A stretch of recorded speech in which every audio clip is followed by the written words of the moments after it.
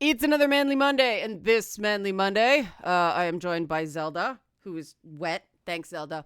And we're talking about the elephant and the rider metaphor and men's issues. Now, the elephant and the rider metaphor comes from an author I very much enjoy, bias declared here. I think Jonathan Haidt has some very insightful things to say he wrote The Righteous Mind, he wrote The Happiness Hypothesis, and in those books he uses this metaphor of an elephant and somebody riding the elephant, and the whole idea is that the rider is your logical, analytical thinking, and the elephant is your emotions. And if you think the rider's in control there, wait until the elephant gets spooked. And that's the whole idea, is that we have to remember that the emotional brain is bigger, is stronger, moves faster than our rational brain. That's the rider. So, well, the rider can persuade the elephant to go certain ways. If the elephant wants to stampede or throw the rider, it's gonna, and there's not a damn thing the rider can do about it. And that's very, very important when we get into emotional topics, right? And this is something men are not,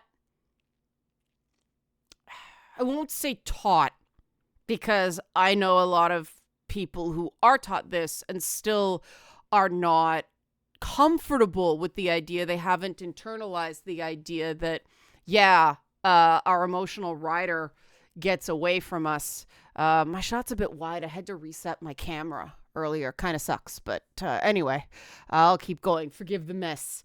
But yeah, there was a conversation in comments that if I hadn't decided to do this video, I wouldn't have continued as long as I did, but I was so curious after the first couple of exchanges how bad this guy's elephant was going to take over his rider that I kept going. And it was something. Now, because I don't want to, shame anybody here, it's an example of how emotions overpower reasoning and turn things into stuff that it absolutely is not about. I've removed the name of this particular commenter so you can sort of see my responses. But I think it's important to actually see the text and how this played out, because this is a pretty big example of elephant and rider. And I've put it in a Word document so that there's no, and I'm just going to do one more quick scan to make sure the person's username is nowhere. Does not seem to be. Okay, good. So here we go. Here's the original comment. And this was on Feedback Friday, where I talked about, that falsely quotes me say, what do men do if nobody cares? I said, how do men feel cared about when they think nobody cares, or they assume nobody cares? And I think that you're ignoring the reality that there are men that absolutely no one cares about. Now, I think that you're still ignoring the reality that there are men that absolutely no one cares about. Now, this is something I addressed in the video, which is not ignoring it, but he's now saying I'm ignoring it still. Okay, but we're going to go. No friends, family members are all POSs. They grew up poor and in a bad neighborhood, and they don't have any healthy models for relationships. Men and boys join gangs because they want to feel cared for, respected, and valued. There are also shut-ins who might have a bit more money, but their families suck and they don't have any friends or the social skills go out to meet people. When asking the question, what do men do if nobody cares? Don't ignore the possibility that no one in their life actually cares about them. I get your point that people will self-sabotage in order to maintain their belief that the world isn't fair and no one cares about them, and they push people away. However, you are genuinely ignoring a sizable portion of the male population. Even though you experience rejection and people treating you poorly, you know people, you talk to people, you have friends. Sometimes the closest thing a man has to a friend is a girl he's paying money to say his name on stream, or his drug dealer. Okay. Gang members, I grew up with gang members. Okay, and I'm just giving my personal history, so the idea that I'm ignoring the reality, it's not true. And it's not persuasive rhetoric to go, I think you're doing this, to start with an accusation.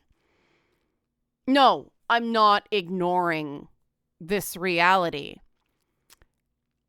But I can't do anything for anybody except the people who watch my content. And if you're watching my content, there are a lot of ways to connect with people. And this was the point of the video. You can join a Twitch stream. You can, pay $1 a month to get verified, to join the Discord, to make friends. You can reach out and get a one-on-one session that someone else pays for. There are things you can do. I can't do anything about the world. I can only do something about my small part of it. And that's what I said in the video. I'm aware of gangs. I grew up around people who were in gangs. Tutored some of them.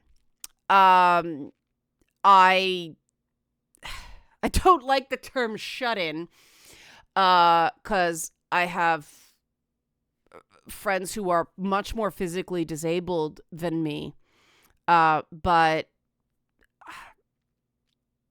I know what it's like to have a shitty family, my dude. And I don't want to make this about me, but the point is that the idea that I'm ignoring, and the idea that I've never been alone in my life, these are massive assumptions.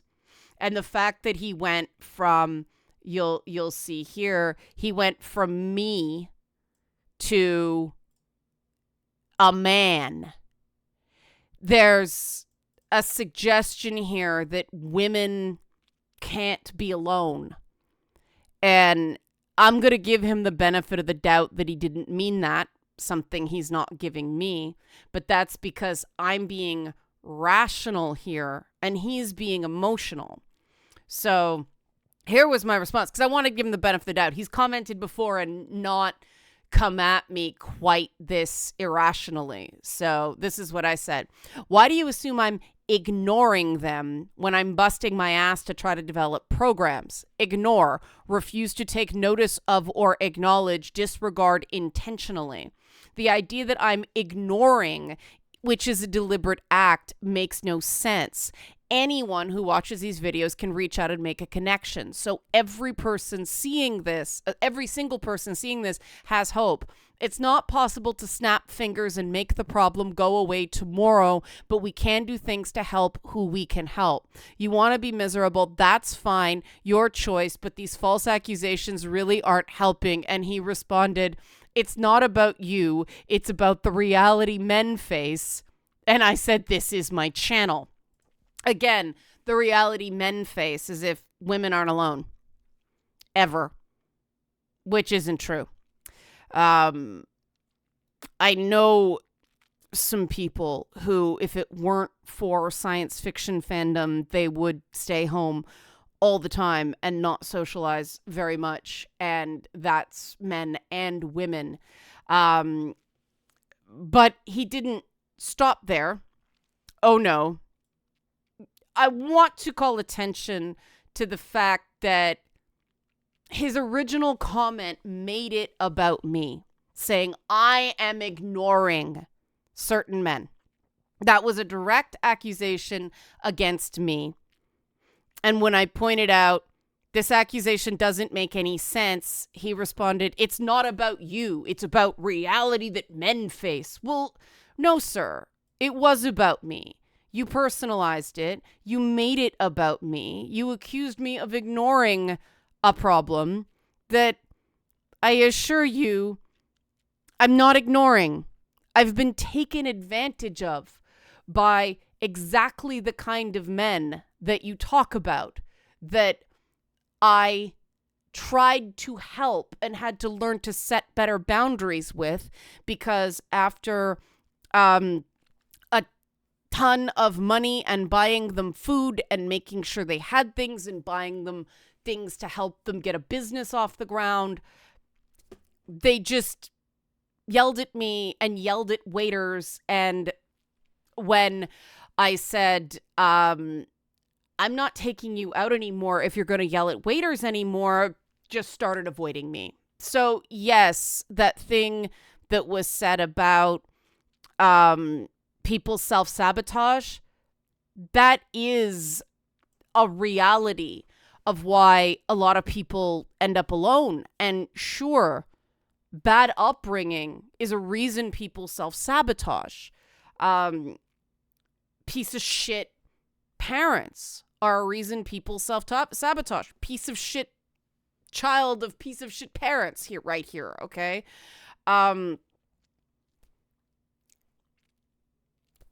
Saying you're ignoring and then saying this isn't about you, the elephant's in charge right now. And so that's why I kept the "this is my channel" short. Here was the response to "this is my channel." It sure is, and I'm a commenter giving you feedback on Feedback Friday. I'm trying to get you to understand a perspective that you don't understand.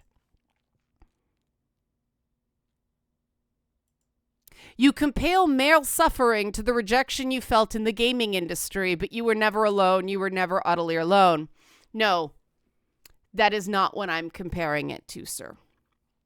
I'm comparing it to the fact that when I was under the age of 12, my father used to scream at me until 2 a.m. And then I had to get up and go to school the next day, come home, and it started all over again. And my mother would take my sister somewhere safe, leaving me to be at the man's mercy.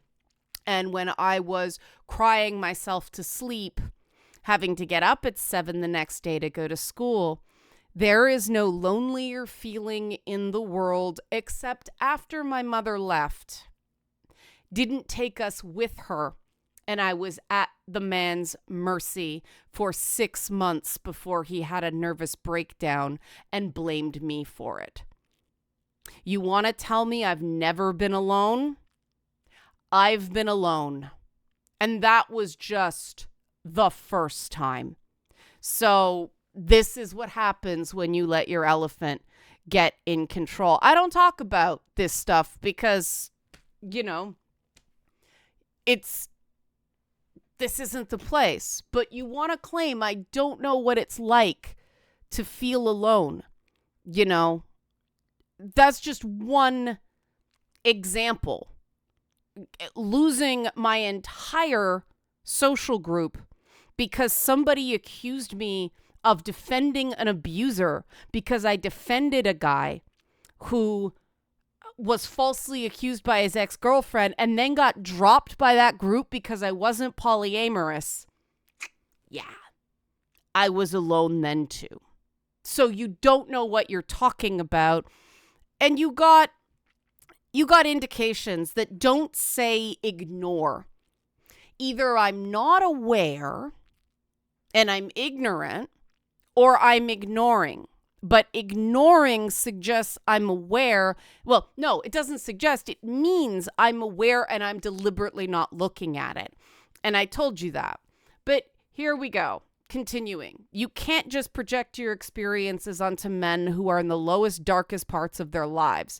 You should be eager to hear what men are telling you when they say they're miserable. Sure, some people are doing exactly what you say. They're pushing away the people who care about them and making themselves miserable. Some men literally have no one. I know. I work with them. I'm not trying to invalidate your own experience or your own trauma, but other people's trauma is not the same as yours. No, dude, you were totally trying to invalidate my trauma and you're not owning it because you can't admit what you're doing because your elephant is in charge. I am very happy to hear men tell me their experiences. You're not talking about your experiences. You're co-opting the experiences of other people to claim that I'm ignoring a problem. If you want to talk about you, that's great. We'll get to that when you actually talk about you instead of acting like some great savior of men. But if you know these men, you said, some men literally have no one. I know. I work with them. Stick a pin in that because that comes up later. Well, no, let me call attention to it now because I put this on the Discord and the first thing someone said is, well, if he works with them, how do they have no one who cares about them? It's not about whether someone can do anything about their circumstances. It's the question at hand was if anyone cared. Feeling cared about does not mean someone can solve your problem. But it doesn't mean people don't care.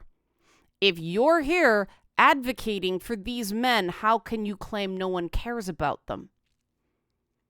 Contradiction that I point out later. But it goes on. Some men grew up in households full of drug use and violence and never had a healthy relationship in their life and have no idea, and have no idea what one looks like. The only thing I'm telling you is that those people exist. No, dude, you said I was ignoring those people. If you want to say these people exist, okay, do that. I know. But you didn't just say these people exist. You said I'm ignoring them, which is a deliberate act. And as someone who grew up in a family with alcoholism and I was subject to violence in the home, and I didn't know what a healthy relationship looked like, you don't have to tell me. You don't have to tell me these people exist. And he goes on and says, and you're saying, no, they don't exist. I know what I'm talking about. They're just miserable because they make themselves miserable. As I point out to him in a below comment, no, I never said that. And when you're claiming someone said things they didn't say as a statement of fact, not, I know you didn't actually say this, but this is what I heard, your elephant's in charge. The writer is not control. You're behaving emotionally, not rationally. But he takes a parting shot. If you're going to provide these services and publicly teach people about men's mental health and what men should be doing, you need to be open to learn and react better to criticism. He became an internet stereotype. Learn to handle criticism. In that moment,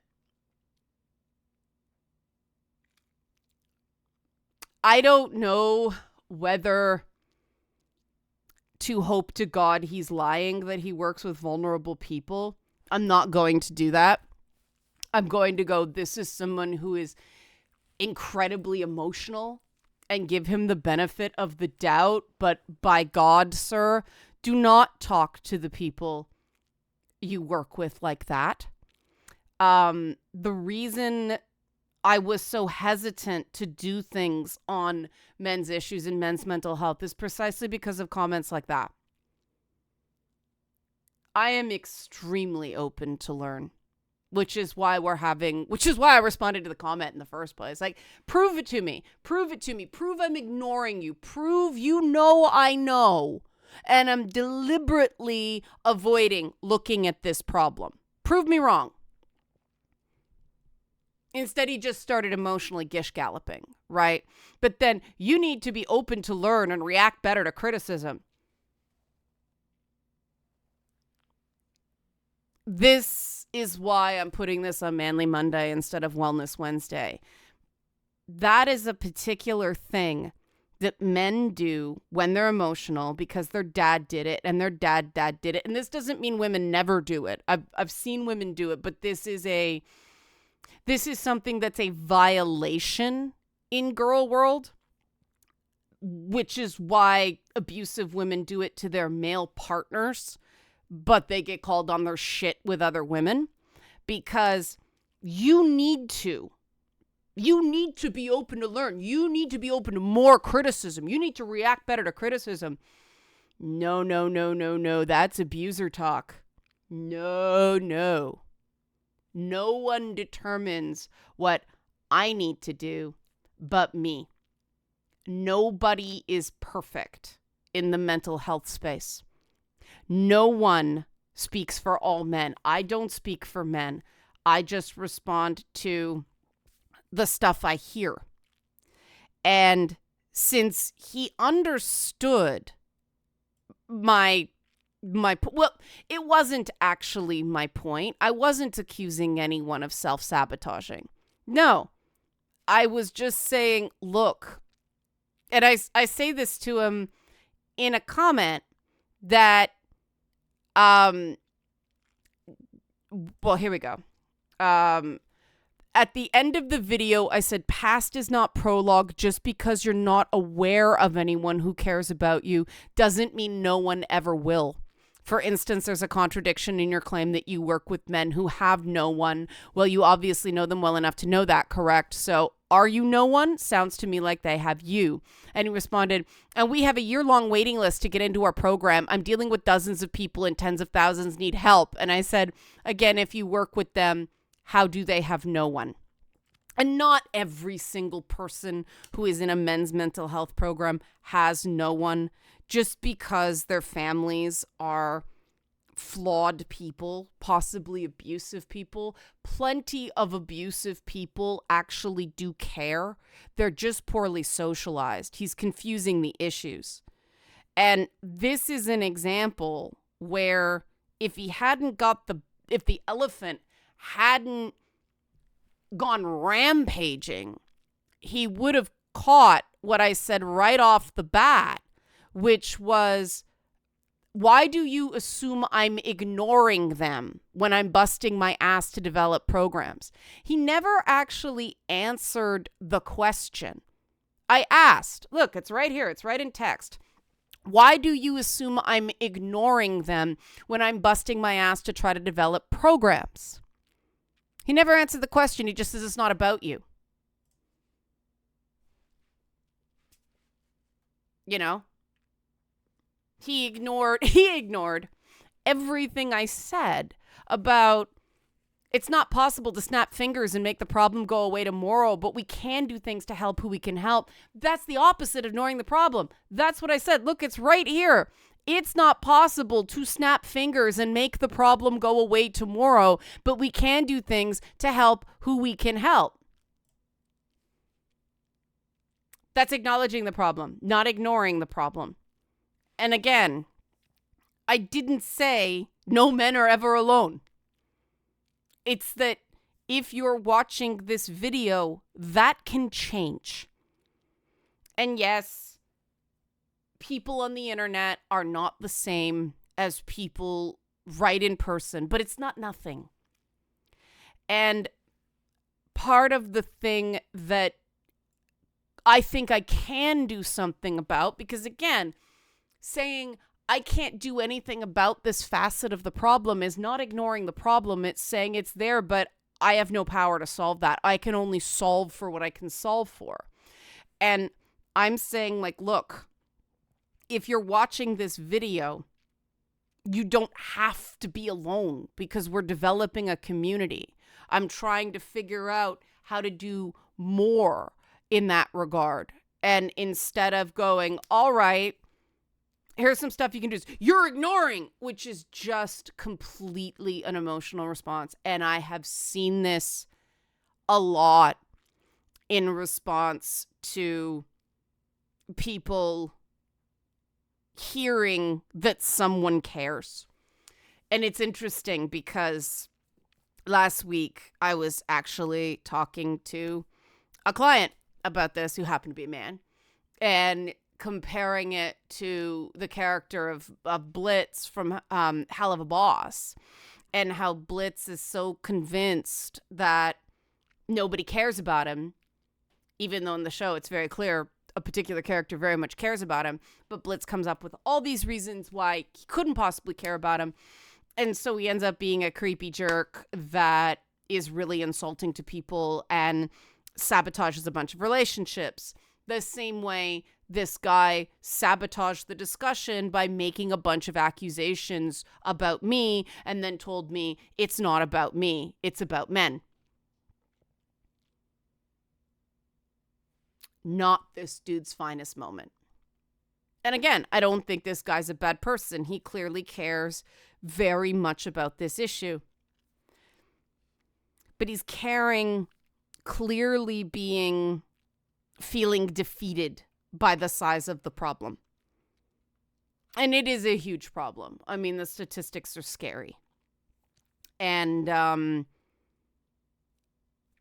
the only thing we can do is help who we can help and save who we can save, which again is what I was saying, and isn't helped by someone going, you need to be open to listening and handle criticism better.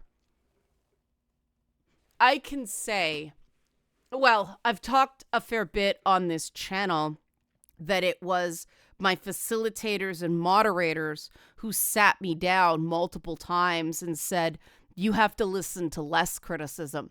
They can vouch for that. It's become a joke that I was taking so much abuse that they said, you have to stop. And I've talked about this on this channel, I believe, on videos that this guy's commented on. So he's possibly ignoring that fact.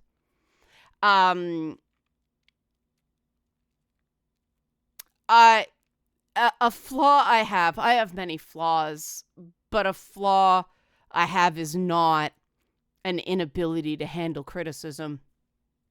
That was a cheap shot, bro. And again, I sure hope you don't talk to vulnerable people that way. 'Cause you can see I'm getting angry right now and I'm slowing down. 'Cause I'm not going to let the elephant take control. 'Cause this does matter to me. I'm not ignoring the reality. I remember going into they called it a group home, but it was practically a squat with squalid conditions, visible drug paraphernalia, and Nazi symbols on knives that I was there to confiscate. And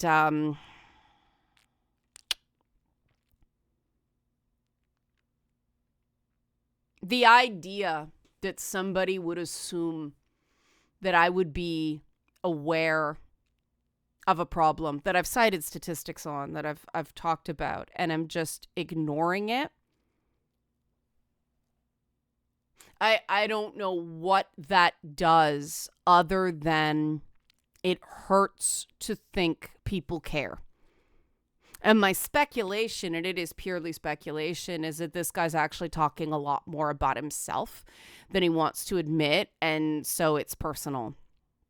And yeah, I've had days on the job that have been rough, and a bunch of people have told me off, and I feel like nobody cares. And I mean, I know that's trauma talking, and I know people do care, and so I go places to remind myself of that. But one of the things I've learned rebuilding my life multiple times is exactly what I've said again and again. Emotional states are temporary. And just because you have no one now doesn't mean that has to be permanent. If you go around accusing people of stuff they're not doing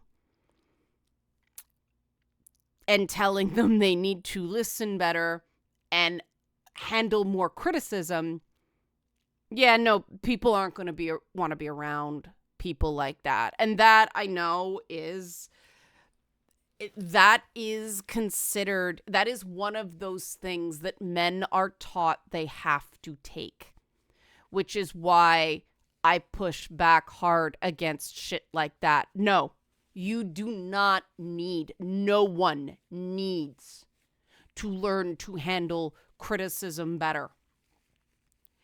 What you need to do for your own well-being, if you want to feel better, if you want to feel happier, then yes, a requirement is examining why the criticism hits so hard, and examine, is this something that I want to handle better, or is this just abuse? And I mean, that was an example of active gaslighting. I asked him to prove his case. He just came back with more attacks.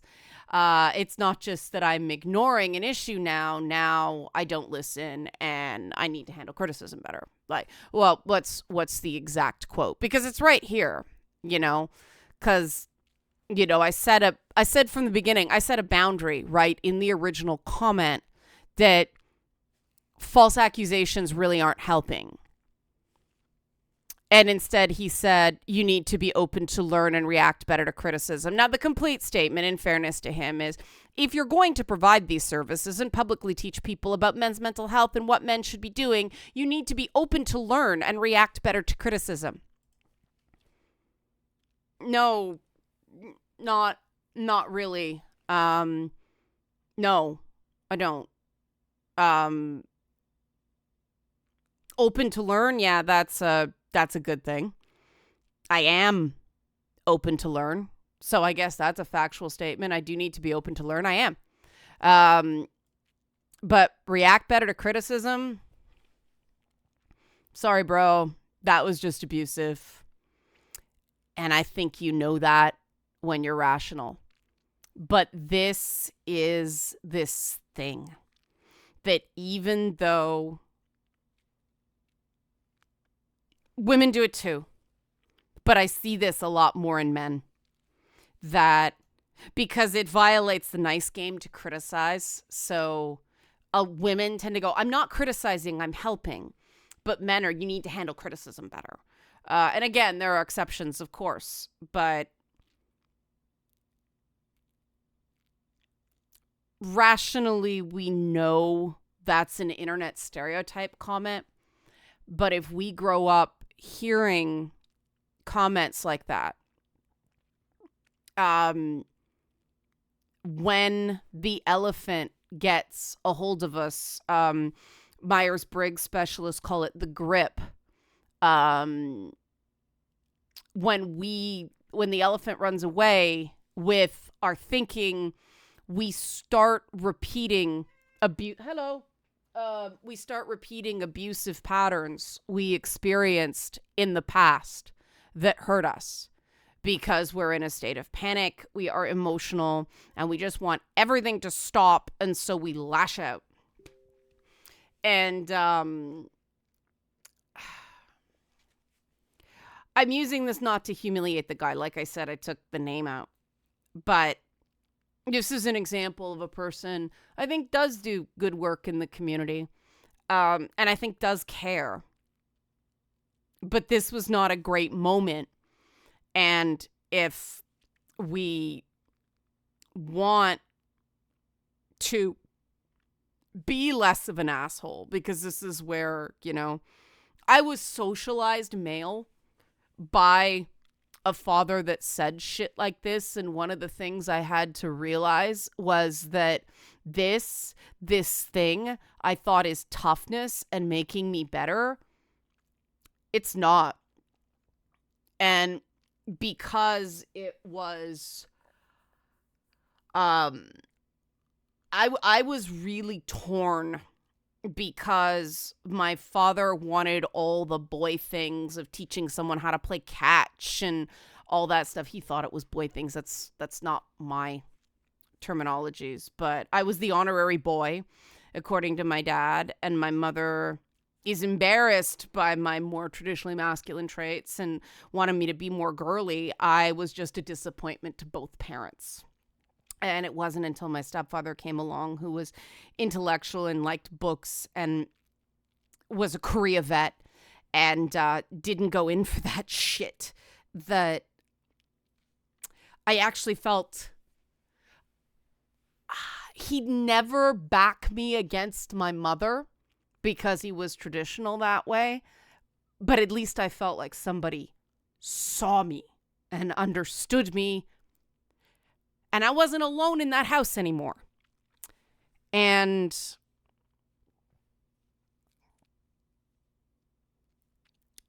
for somebody to come here and say, you shouldn't compare traumas, which, he said at one point, and then basically invalidating everything I was through, and that I shouldn't dare attempt to see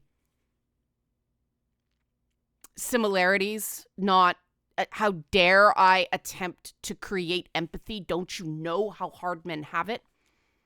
That's exactly what feminists do on domestic violence. And it's bullshit when they do it, and it's bullshit when this guy does it. And the reason I don't fit in with the traditional feminist circles is because I don't believe that blaming men for the problem of the cycle of domestic violence is actually feminist. I think that we have to be cycle breakers if we actually want to bring those statistics down, because men are taught to lash out in exactly the way that this guy did. A lot worse a lot of the time. This is a mild case.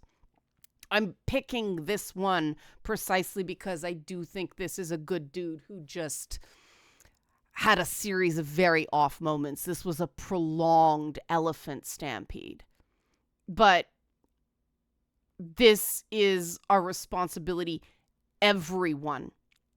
And again, the reason it's on Manly Monday is this kind of stuff is not praised in men, but it is much more tolerated.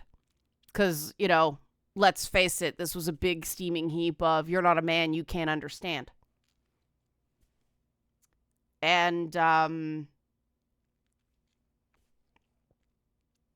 I just think we can do better. And using examples like this where, people who see it sit back and go, whoa, but this guy thought he was being completely rational and I was the problem, even though at one point, I think I missed a comment somewhere. Oh yeah, this is a comment I missed. Here we go. We'll close on this because this is a real humdinger of one. Remember, this is in response to, no, dude, I never said that. Okay, here it is.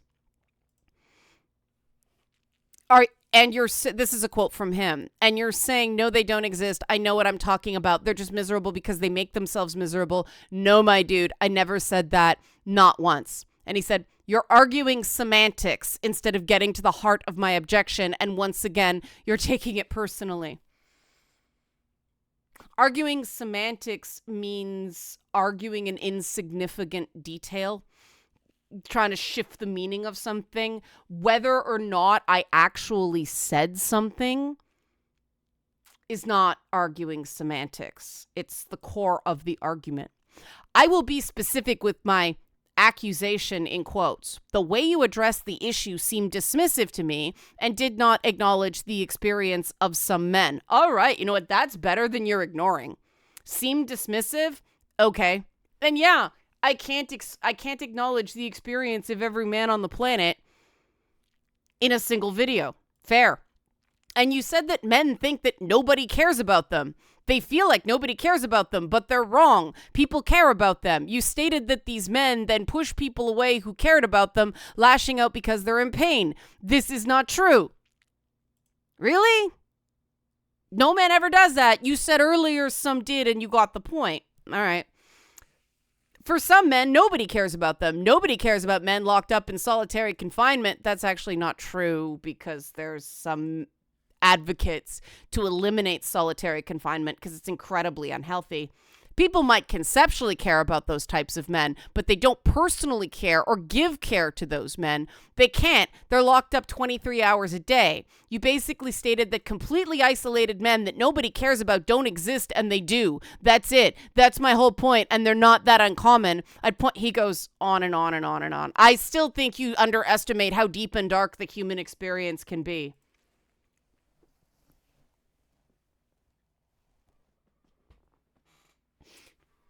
Dude, a guy in solitary confinement isn't watching a YouTube video.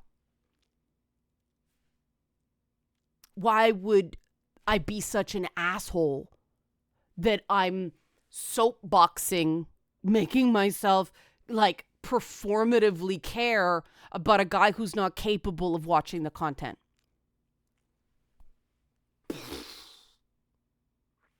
Elephant. This is why it's really important to understand the concept of the rider and the elephant, so that when you catch yourself telling people they said things they didn't say, going on a rampage like this, realize it's the elephant and not the rider. And to be clear, we all do this. The best we can do is just catch ourselves quicker. Like I said, like I talked about the fact that I lost my shit on the Discord last week and then apologized for it. None of us is perfect here. We're all learning. So that's the purpose of this video. I didn't do the help support this channel off the top. Help support this channel. Become a monthly patron. Patreon.com/Leanna K. Or buy a one-time Leanna Care session for someone who can use it but can't afford it. You know, because we care. Coffee.com/Leanna K. Thanks for watching. Think before speaking. Identify your rider. Identify your elephant. Thanks for watching Manly Monday.